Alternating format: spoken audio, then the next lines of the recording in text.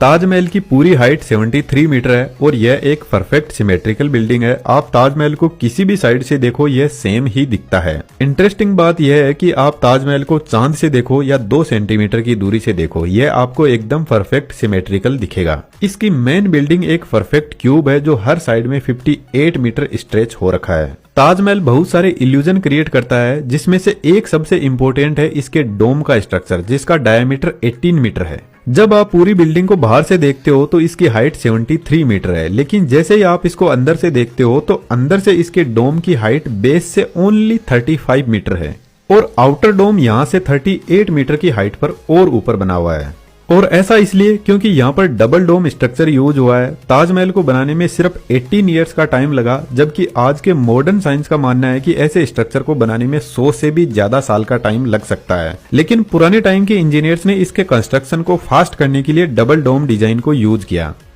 Inner डोम सिर्फ 35 metre height पे बना हुआ है जो बाहर के डोम को बेस प्रोवाइड करवाता है। आउटर डोम इनर डोम के 38 मीटर ऊपर बना हुआ है। आउटर डोम को फास्ट बनाने के लिए सबसे पहले यहाँ पर सिर्फ एक सिलेंड्रिकल शेप खड़ा किया गया और फिर इसको एक परफेक्ट डोम का शेप प्रोवाइड किया गया। इनर डोम और आउटर डोम के बीच में एक खाली गैप रखा हुआ है जो एक इंसुलेटर की तरह काम करता है, जो ताजमहल के सेंट्रल चेंबर को गर्म होने से बचाता है। इनर डोम की हाइट कम रखने का एक रीजन यह भी है कि अंदर बैठकर कोई बात करे तो इको कम हो। एक सबसे बड़ा भ्रम यह भी है कि ताजमहल को व्हाइट मार्बल से बनाया गया है, पर ऐसा नहीं है। ताजमहल की पूरी बिल्डिंग को ईंटों से ही बनाया गया है ताकि इसके कंस्ट्रक्शन को फास्ट किया जा सके और फिर इसके ऊपर 8 से 10 इंच थिक व्हाइट मार्बल की लेयर सेट की गई है।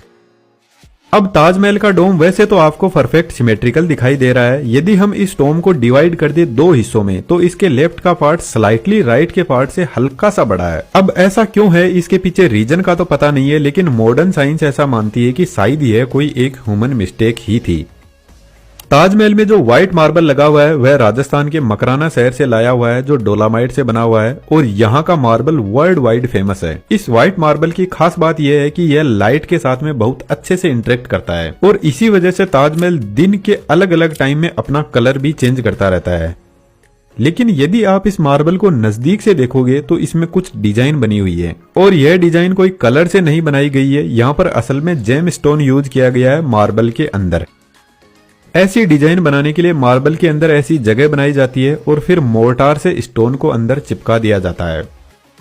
और ताजमहल के अंदर जो स्टोन यूज हुआ है उसको एग्जामिन करने से पता चला कि इसमें कुछ स्टोन ही इंडिया में मिले हैं, बाकी ऑल ओवर वर्ल्ड से मंगवाए गए, जिसमें अफगानिस्तान, अफ्रीका, ईरान जैसे देश भी शामिल है। लेकिन आज के टाइम में ताजमहल का मार्बल स्ट्रगल कर रहा है हमारी वजह से। ताजमहल के आसपास में फैक्ट्रियां और गाड़ियों के पोल्यूशन से इसका मार्बल येलो होता जा रहा है। लेकिन आर्कियोलॉजिकल सर्वे ऑफ इंडिया इसका पूरा ख्याल रखते हैं और रेगुलर क्लीन करते रहते हैं और इसको क्लीन करने के लिए बेहतरीन एशियन टेक्नोलॉजी यूज करते हैं जिसका नाम है मुल्तानी मिट्टी।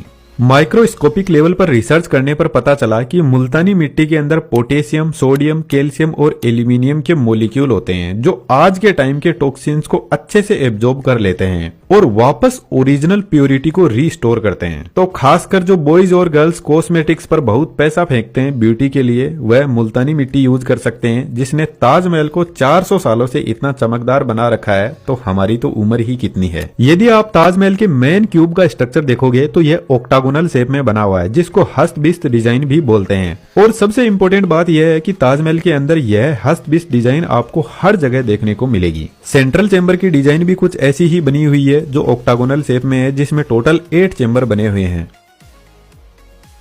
इसके अलावा यदि ताजमहल की छत को हम दूर करें तो इसके कॉर्नर में भी कुछ ऑक्टागोनल शेप में रूम बने हुए हैं और इन सभी रूम में भी टोटल 8 दरवाजे बने हुए हैं।